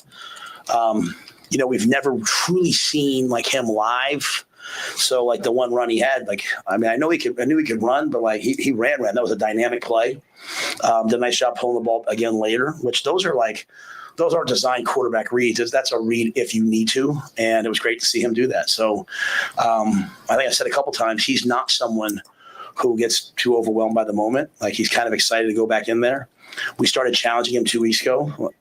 Hey, if something happens, you have to go in and play, and you're struggling to call the play calls because you're not prepared. A lot of people are going to be looking at you, and he's answered that. He's in there early. He's working hard. I thought he was poised. I thought he did a really nice job. And so he'll add the dynamic element of being able to run the football. While at the still time, you saw him push the ball down the field. You saw him throw touch passes, and I think it shows how much we trust him that we allowed him to do that in a game like that, where obviously a shutout, specifically to me, a shutout was important to us because I believe in the defense having that. The fact that we let him throw it so much. Go ahead, Mitch. I'm sorry, I didn't want to cut you up. I just wondered, and maybe you don't even know this at this point, but with TJ, is it 4-game plan, or do you expect that he'll play whenever he needs it? TJ's going to play as needed. Yeah, he's our backup. Hey, Coach, on Monday you talked about the fans meeting their wives or husbands here at games. Did you know that Luke was going to propose after the game? Oh yeah. He had asked. He had asked ahead of time. I mean, not asked. Hey, do you care if I do this after the game? He didn't ask for my permission. I think he probably asked her to add that. Yeah, so that was really, really important for me. I didn't want to think about that. I wanted to think about the game. But once the game was in hand, I think it was really important for me that his teammates were there. Luke's a devout Christian, and he's someone who's openly shares his faith, and he's someone who rallies teammates of all ages and all places and all ethnicities and diversity. I mean, he just is there for everybody, and he's behind them all. So just to see the joy on everyone's face, to see him, I think that was really, really cool. I think it's one of the great stories of this era of Husker football. Here's this kid who's a walk-on that's probably making a bigger impact off the field than he is on the field. But I think tonight he made a one-hand catch with him. I couldn't tell on the far side. One-hand catch, scored a touchdown. So I was like, if she's ever going to say yes, she will tonight. So, but no, I'm happy for him. I know he loves her, and beautiful thing. All good. Thanks. Thanks, guys. Very pleased, but not satisfied, if that makes sense. They're chasing perfection, yet you'll never attain it. Go back to the Matthew McConaughey Oscar speech, is what kind of pops into my reference. You're never going to play the perfect football game. You're going to chase it. And Nebraska able to emphatically overcome a couple of missteps, but dominate, control it, and look good doing it from start to finish, where starters, backups, new faces, and some grizzled vets all performed tonight. And a couple of things I want to hit on here, fellas. One was Lenhart, and Elijah had the news on Lenhart earlier this week, and we both kind of looked at each other. It's like, okay, guy just had surgery. He's back at practice. And then you saw him ball out, and he does a good job on the interior. He's not as big as some of Nebraska's other bodies on the interior, but they're going to need that mentality and that fight in that phone booth, so to speak, moving forward with the rest of their schedule, specifically conference season. And if Lenhart's an option, good for Nebraska to have some more options, despite maybe at air quote 6'3", 265, not being your typical A-gap nose guard size. So I like the fact that they're tinkering there. Pedzok is nice. Waneri's good.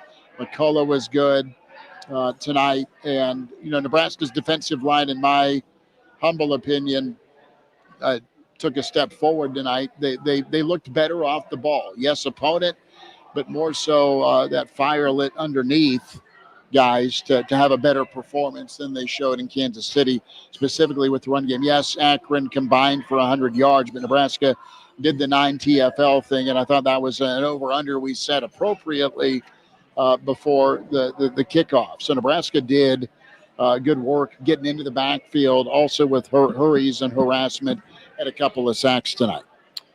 One of the things that impressed me was Nebraska's tackling, and and that's one thing where you don't really have to preface or caveat opponent. Granted, that's not a good football team, but Nebraska did not allow them to get too many plays that reached, more than 5 yards. There was a couple of, I think one run they had 5 total rushing yards, and then one run they had 12, and then there was the 17-yard gain in the second half. That didn't lead to anything. They were 1 for 13 on third down conversions, but the tackling was sure. And after all the thudding we heard that Nebraska has to do and all the teams have to do, that's a real positive. That there was a lot of gang tackling, and there was sure tackling, and there was wrapping up and bringing them down when they had a chance. So good on Nebraska's defense in that regard. I do want to answer to Joel that I thought the new look field was pretty cool the first time I saw it, and then I didn't notice it really after that. Nobody bought me a beer, so I don't know what the sales were like. Not yet. I have 2 boxes of popcorn in my backpack, so I didn't get any of the new food, and I don't think alternate uniforms should ever be worn at Memorial Stadium, but maybe for the last 10 minutes after the crowd cleared out and the game was well in hand, it may have been appropriate. Many people may not notice this, but there's turf that is black between the 20s on each of the sidelines on the benches. And that's new. And if you will think ahead to, say, maybe an afternoon game when the temperatures might be a little hotter, that black turf on that east sideline is going to get really, really warm. So whatever Iowa did with its pink visitor locker rooms, Nebraska's got black turf on the opponent's sidelines for those days when it might actually be a little warmer over there. diabolical. Joel's asking about you and your thoughts on Taylor Swift. I don't have any thoughts on Taylor Swift. Just shake it off, Brock. Oh, yeah. That was good. I like that one, Bill. I like that one. That was good. Yeah, thank you for that. As we do, dare I say, slight nitpicking. I know in a 68-0 win, no one wants to hear the nitpicky side of things. But you look at it, Nebraska was penalized 6 times for 71 yards. I also think they were letting Akron get away with just about anything by the time they were down by 30 points, so that should be taken into account there. Nebraska also, even on the turnover margin, if you're Emmett Johnson, you can't be fumbling the football inside the 5-yard line when you're about to go in and score, especially with how the offense had been moving the ball. Those are the 2 slight nitpicks I have for this game. But other than that, I think it was an A-type performance. I mean, you held Akron 1 of 14 on 3rd down. They were able to not overlook. You hear coaches scream, respect the opponent, respect the opponent. And, it would have been easy to, break your arm, pat yourself on the back for what you pulled off. And you can play better. And that's a rare feat when coaches and a locker room kind of come together in acknowledgement saying, yeah, we can play much better football. And it's the upperclassmen. It's the leaders on this football team that are ones that are probably harder or as hard as some of the coaches. And you like to think that moving forward. You don't want any false sense of security. You don't want any of that this season. And right now, the mother's checking in. Thank you, Bunny, for that. In the middle of a thought. Sorry. But what you don't want is just this false sense of it's going to be all right. You got out of Dodge with a win last Thursday, 20-17. And, hey, things are wonderful. No, you took a hard look at yourself. You asked your players to grade yourself. If you didn't grade yourself, you got asked to go home. And some guys got sent home before they were able to practice again. They needed to do that self-grade. The coaches, the head man was in people's business this week on his staff based on what happened Thursday night. And you see the result right now. You saw it. And then you saw Dana Holgerson do the routine. You saw some routine tonight, fellas. You saw a 17-yard pass go for 29 yards or 38 yards. Or you saw the play to Clark on a dig route, right, Elijah, that turned into a touchdown with better downfield blocking. You saw guys keep their feet. You saw Ja'Cory Barney get loose in the return game and then also get loose catching the football downfield. And you saw Dane Key make a great catch. So what's being emphasized is actually being produced on the field, and that's going to help you tonight. That'll help you next Saturday. That'll help you 2 weeks from now with whatever we're discussing with Michigan, Nebraska, and throughout the season. So the approach is right, and everyone's on the same page. That's nice. And Big Red Rules chimes in here to say slight nitpicking. I'd like to see the front 7 generate some sacks. I do actually 100% agree with that. He didn't need it tonight, and their quarterback also did a good job. He didn't want to get smoked. He was getting the ball up pretty quick and somewhat inaccurately, so it all worked out for the best. But whenever you evaluate this film as a football team, as a fan base, as a radio show host, whatever it may be, you do have to put into account you're playing Akron. Yeah. You're playing Akron. You can't get so high patting yourself on the back after a 68-point victory over an Akron team. Like, you can be happy that you had a good performance. You did what you were supposed to do. But the great football teams, people sometimes get mad whenever we nitpick great performances. The great football teams will be harsher on themselves than anyone else out there. They're going to go into that film room. Hey, it's a tackle for a loss, but there was one guy in the defensive line that didn't do their job right. And I'm not picking out any. Right. I'm just seeing how this goes down in the film room. You have to be so hard on yourself through this time whenever you are playing a team like Akron, because you have to be playing buttoned up. You have to be playing confident football by the time Michigan comes to town. You're going to have to get after it this whole week at practice, take on Houston Christian, get after it for the full week of practice. And you can't be looking towards Michigan just yet, but you have to understand you can't have an off day right now at this point in the season. You have to be completely locked in to make sure you are playing at your best whenever Michigan comes to town, because that's the game that is going to define this early part of the season. It's not Cincinnati. That was a good win. It's definitely not Akron a 68-point victory. Whatever happens next week with Houston Christian, none of that defines this early part of the season. It doesn't set the expectations for October and November. That Michigan game will. Yeah, you know that Michigan's going to have to come in buttoned up because they just got disappointed in Norman, and Bryce Underwood did not look good in his first road start as a true freshman. Like, they very much confused him. That Brett Venable defense did their job of getting in his grill, of mixing up coverages, of making looks harder and harder for him to process. And so he's going to have some film to digest as well. So you wonder the mentality of Michigan coming in 2 weeks, but also if you're Nebraska, it's just like you said, you got to be buttoned up every single practice, every single snap, every single film session, every single self-reflection you do has got to be done with a purpose in mind of making sure that going forward you're the best buttoned up outfit you can be, because Michigan's going to come in without Sharon Moore, by the way, which might help them, might hurt them, we don't know yet, but they're going to come in and they're going to want, to make a statement after Bryce Underwood, kind of laid a stinker in Norman and after Michigan didn't really do a whole lot against the Sooners. I'll say this tonight against Oklahoma. We'll go to Michigan here for 2 seconds. Michigan ran the football tonight, 4.6 a carry, 32 for 146. First play of the second half, Michigan got the kick, 75-yard touchdown run by another Justice, Haynes this time. But you take that, and it counts. So I'm not saying it wasn't a great play, but you take the 75 away, Michigan ran the football 32 times for 71 yards against the Sooner front seven.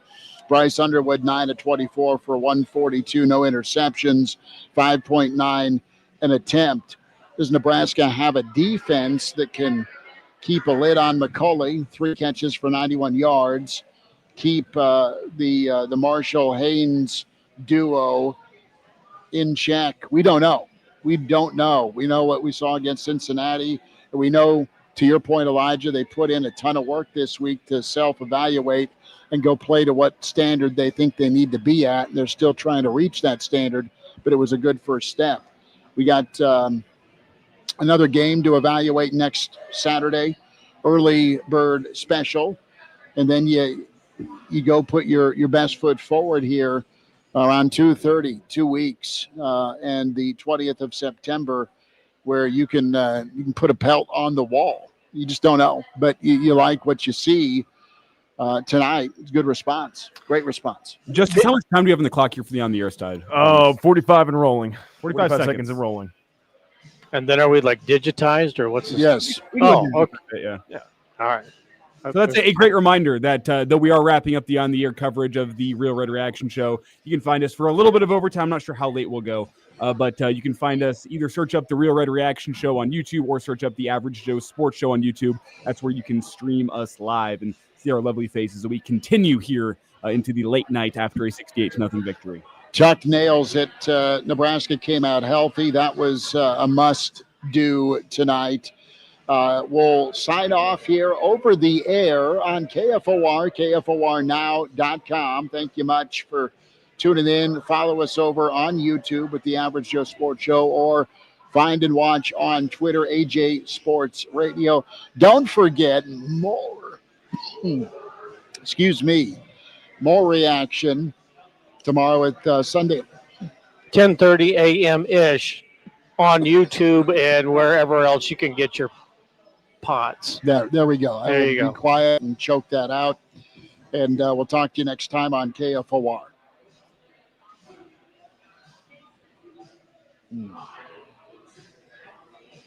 And we keep it rolling digitally here on the Real Red Reaction Show. The pause. Jeff Snitley is in, part of the Boulder Peace Treaty. Good to see him in Arrowhead. I think we should go until Justice and I collectively finish our beers. Did you just finish that thing, Justice? No, I'm about halfway through that. Yeah, I got about a quarter left. So. Okay, all right. We'll do that.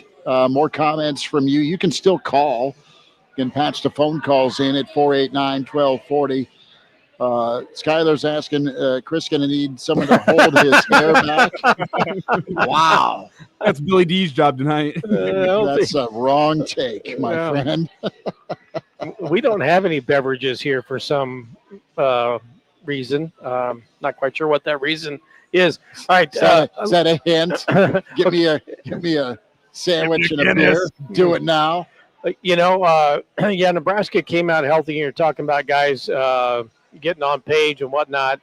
Did anybody notice who was in the game in the final stages of the fourth quarter along the offensive line? I mean, the guy who cleared the way on Ives's big touchdown run. Elijah Pritchett's got to get on page, here at Nebraska. And it's got to happen before this week. Yeah, it's got to happen this week. He wasn't suspended for the game, obviously, as had been reported and rumored. Not that there haven't been some. He didn't get in real early either. Last time, the first I really noticed him was in the I think Gramstead, or it might have been when Latif actually scored the touchdown. But that guy, if he is what he is, has been advertised to be and paid to be, the Michigan game is a defining game for both of these teams at this stage of the season. For Michigan, losing to Oklahoma it's problematic for them this season. And if they lose to Nebraska, then they got to say, well, the only thing we can do now to be successful this season is to beat Ohio State. Right. And I'm not exactly sure Ohio State is going to be, merciful on Michigan. So I think everything for their season depends on what they do here on September 20th.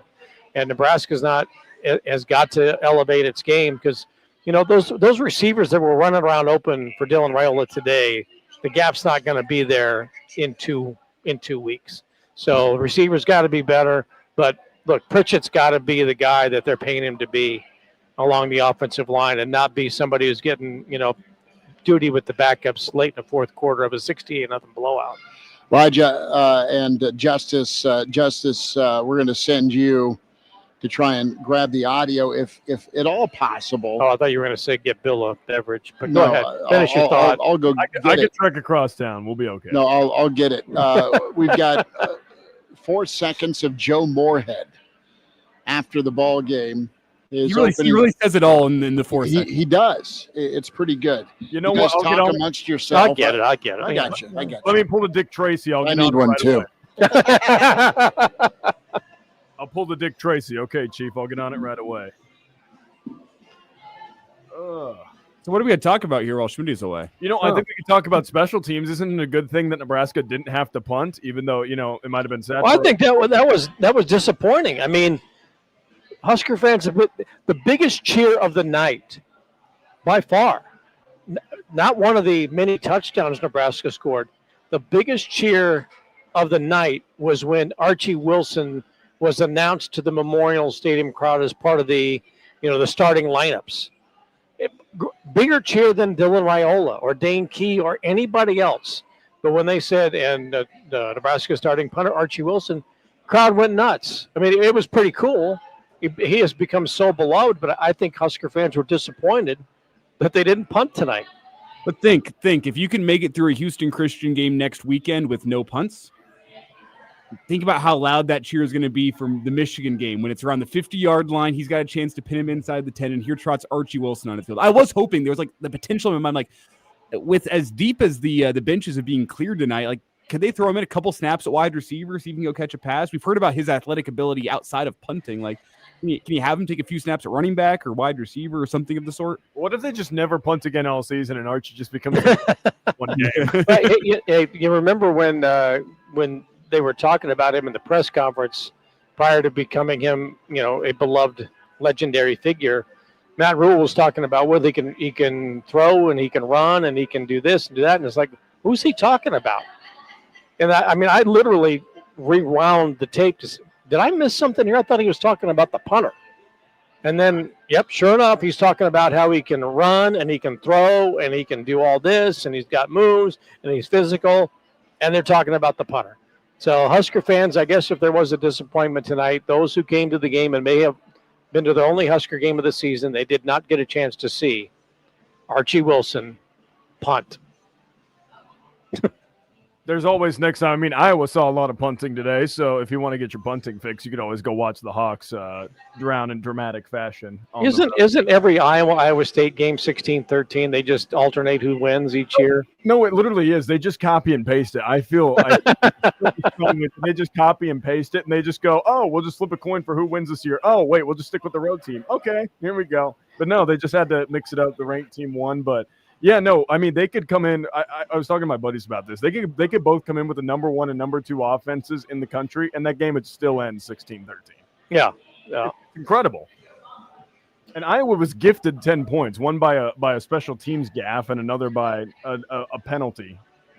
It was just absolutely insane. I'm just sitting there going, Iowa's playing putrid, and they're still in this game, typical Iowa. They're going to drunkenly stumble their way to this one. Well, the easiest prediction of the weekend probably should have been that one of those teams won in a walk-off field goal. And it wasn't a walk-off, but it was pretty damn close. Yeah, right. Like, you should have known that was going to be a field goal. That was an ass-kicking of epic proportions. We have good audio. We can play it again. It's only a 5-second clip. Here's Joe Morehead, his thoughts on the Nebraska Akron performance as his team fell 68-0. That was an ass kicking of epic proportions in every facet of the game. Yeah, there you go. Okay. Just perfectly encapsulated it. He was also quoted somewhere as saying that there was 2 different levels of football being played tonight, and I kind of totally agree with that. It just looked like Nebraska looked like a real Power 5, top tier conference contender, and Akron looked like a team that was struggling to survive out there. I mean, it was 2 different levels of play. We joked the show now. We joked in our pregame show that maybe Millard South could give Akron for a run for their money, and I was like, no way. No, they might be able to. We might have to have some conversation. What'd I miss? You want to play Joe Morehead again? Yeah, do it. Yeah. All right, Joe Morehead after the ball game. Portions. I interrupted him. Forgive me. One more time. That was an ass kicking of epic proportions in every facet of the game. There you go. Don't upset Matt Rhule ever again. It seemed personal. It seemed like Matt Rhule was still pissed off about getting beat when he was at Temple by Joe Morehead's Fordham Rams. And Fordham came in here and played a few years back. I don't think Joe Morehead was there, but it seemed like there was it was personal tonight for some reason, and I guess that was one way of motivating his team. I do think. Look, I know you got to take him one game at a time. Well, Nebraska's got to be moving on to Michigan, and you got a Michigan State team that's wounded after getting beat today too. I'm not sure it was personal. I think that's just Dana. I don't think taking the foot off the gas is in his vocabulary. I don't think he believes in that one bit. And Matt Rhule talked about it briefly, saying they knew TJ needed to get some actual reps out there. That's why he's throwing the football around. But yeah, I mean, even Gramstad was throwing the football around. I just don't think Dana changes his offense. It's either just stop us. That's Sparty won in overtime. Oh, they did. They went for 2 and got it. Oh, I thought they got beaten overtime. No, they got it. Now UCLA decided to show some heart and came back. They were getting trashed by UNLV, but they still lost 30-23. So they're 0-2 to start the season. Minnesota won 66 rip. SC in the Clay Helton Bowl prevailed. Indiana impressive. Iowa fell. Illinois on the strength of 5 dick turnovers. But Illinois looked pretty good. 5 what turnovers? Duke. I heard something else. Duke. Not Duke. I thought Pete Gillen said Duke a lot. I watched a little bit of that Illinois Duke game, and I'm thinking that people thought that was a basketball game, and their fans were at Cameron Indoor, where they didn't realize the season began, because that was a very sparse crowd, for a Duke program that had been getting better, and that there had been interest. And Illinois is coming to town. Best thing ever to happen for Altmaier is playing Manny Diaz 2 years ago and getting worked. And he learned from it and knew how to fix it. And Illinois looks pretty good. Going to be a hell of a September 20th. Not only Nebraska, Michigan, but you got Indiana, Illinois that day. More ball games. Wisconsin is found a little bit of an offense. But to your point, Elijah, about Dana being Dana, he's going to, represent on the sideline. And B, he's going to say, hey, you don't like it, stop it. And C, he's going to try and get guys ready. He has a very healthy approach to knowing football and what teams need in major conference action and when they need him. And that'll be November if somebody goes down. Well, and it's also a nice audition for him because if Dana wants to get back in the road of head coaching, it does look pretty good on the resume to stick 68 on somebody that you should be punching around. I will say that. I mean, ruthlessness aside, it does look good for him on the resume if he gets Nebraska's offense. Is he getting a phone call from Stillwater at the end of the year? No. Lord, if I'm the AD there, I'm giving him a ring. I'm giving a couple people, and I'm giving Dana's on the list. Or maybe you give Dana another 1.5 to stick. Yeah. Just call plays here, dude. Don't even worry about recruiting. Yeah. Why would anybody want to get into the head coaching realm other than to get a big fat check and get fired? Think if you're Morehead, though. You were at Oregon making great money. You bounced around a couple of spots at coordinator. You've been at Penn State. You've been at Minnesota, I think, right? Was he at Minnesota? Might have been. But he was at Penn State under Franklin, and that's. I'm just, those. And now he's going to get blown out at Akron. It'll be a mercy killing. I just think as football moves generationally in a direction that we've not seen, those coaches that have been around for 1 and 2 different generations, why would you want to go into this again, unless it's to get he's making $4 million regardless, but why would you want to get into this business at this stage? It's a young man. Because you like being your own boss. I get it. Well, he is his own boss. You think Matt Rhule has any say over what happens with Nebraska's offense? You just tell me what's going on, and I'm going to do my podcast. If push came to shove, he could. That's the only way this thing doesn't keep on keeping on. Yeah, and Matt Rhule's not the type of guy to be insecure. He's clearly a guy that is going to go hire the best, go recruit the best, and preach his competition. And let him. So he wants do their people, job, and he's letting Dino Anderson do his job to challenge him within the staff. That's super healthy. Yeah, and that's what he's doing. John Butler's probably doing that a little bit, but he's got Phil Snow, in the same room at the same time as Rhule's eyes and ears and Consigliere, and then let Mike Eckler do whatever Mike Eckler is going to do and the way he wants to do it, and stay the hell out of the way. But old school coaches in this era of college football, I think it's just a really, really tough job, and the adjustment period of having to recruit 8th and 9th graders and get your star recruit. Nebraska had Trey Taylor here, and people forget he's just in his junior season. And to think that you want to be a head coach and have to worry about what your star recruit from 2 years down the road is still thinking, I just think that's a tough game. Well, and also, think about the monetary value and, the long-term impact that this could have. If Dana decides to stay, beyond the 2-year contract that he's got right now and he wants to build something, if Nebraska goes to the heights that they anticipate, we could be talking about a guy who won't have to pay for a meal in Lincoln for a long, long time. It could just be like that because Husker fans are very remembrant, very forgiving. And always keep in mind, the people around there, you remember Charlie McBride, we have him around, he's a guy who, if he sets foot in Lincoln, people know who he is. He won't have to buy a meal for all he's done. It's the same with Tom. If Dana has the same impact, if Matt has the same impact, they're not going to have to foot the bill for anything in this town. Well, they do it because they love it. You want to be revered for sure. And there's the reckoning that goes with greatness. But it's not for everybody. it's just for a select few that can make it happen.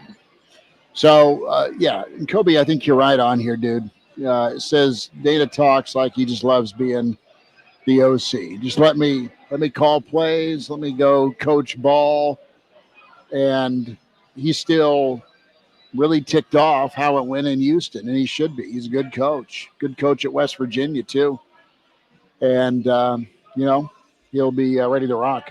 We are set to rock tomorrow. More on Nebraska, more on Akron, more on the future of 2025 with the Average Joe Sports Show as Sunday Live gets going at 10:30 on YouTube. Find us, like, and subscribe. Tell a friend. Also follow on AJ Sports Radio, AJ Sports Pod. Pride of Fairbury, Bill Doleman, the Iron Horse, Gary Sharp, Elijah Herbel, Chris Schmidt. Real Red Reaction. We're on the digital side now with Real Red Reaction, powered by Slim Chickens, 14th and Pine Lake, 84th and Old Cheney. And before we get out of here, guys, I do want to ask a question. Round table it here. I think this could be a good place to close the show. What is the word you're using to describe this Husker performance tonight? Dominant. That's what I was going to say. I also think something about it was cathartic. There was that necessary. Necessary is a good word. There was a weight that's lifted off the shoulders just a little bit whenever you see a performance like that. I'll say surgical. Ooh. It was just surgical. They just picked them apart in every single facet. Okay, I'm going to go generational on you. It was nostalgic. Well done. Not since the 1970s have I seen a number 35 at running back produce many yards the way Mekhi Nelson did in Rick Burns-esque ways. Richard Burns. How's that? Richard. I was watching him going, I can't even think of another number 35 that had a huge impact with Nebraska football since Rick Burns led Nebraska to its win over Oklahoma in 1978, only to be upset by Missouri the following week, and then being forced to play Oklahoma in the Orange Bowl in a rematch, which was absolutely ludicrous. So I thought tonight was nostalgic. It took me back, as I said, when I first got on the air, to the 1980s in non-conference games where Nebraska would roll over state and directional institutions and hapless teams 68-0. Look it up. Nebraska beat New Mexico State in a non-conference game in September, 68-0, and that was exactly what this game was like. Nebraska did what it was supposed to do, should do. I think Akron, unfortunately, is one of the worst teams that's ever played at Memorial Stadium. God bless them the rest of the way. I hope they win a couple of games in the MAC. I hope they spend their money wisely. I felt bad for them, and there's a lot of games like this around the country this week. ESPN and Fox, and where they do this is Redemption Week, and this is Rivalry Saturday, and all this. This was one of the worst matchup weekends of football that I can recall all across the country. Yeah, we had Oklahoma State and Oregon, and we had Michigan, Oklahoma as probably the highlight marquee game of the week. Illinois Duke didn't turn out to be very good. What was that, 3 points, or was the line? That was bad. There were some really, really god-awful matchups this week, and they were simply games to get home crowds in, give fat checks to schools that need it, and tune yourself up for conference play, which comes a little sooner than it used to back in the days when you'd play 4 non-conference games and then play 7 conference games in the Big 8, and then you go play a bowl game. But this was, okay, I forgot Iowa State and Iowa. But again, that was just a repeat of every Iowa State game ever played. But there was bad games, and Nebraska did what it was supposed to do. So good on the Huskers. They got to do it again next week, and they will, and it won't be nearly as big a margin of victory. They'll probably go for the shutout, but won't be as ruthless in doing it, and then set themselves up for Michigan. Join us tomorrow, Sunday Live, with the Average Joe Sports Show. Thanks for joining us tonight with Real Red Reaction, powered by Slim Chickens. Elijah, appreciate you, brother. Justice, thank you much. Pride of Fairbury, Bill Doleman, thank you. Thank you Thanks for the to Bill. beverage. Thanks to Bill Hooks for popping in, hanging out, and we'll be ready to go tomorrow, 10:30, Sunday Live, Average Joe Sports Show. Big thanks to the Single Barrel for having us out here Friday and Saturday pregame, and winding it down tonight. Happy group here, still reveling at the bar here in the Single Barrel. We'll talk to you in the morning with the Average Joe Sports Show, Sunday Live. Take care. Talk soon.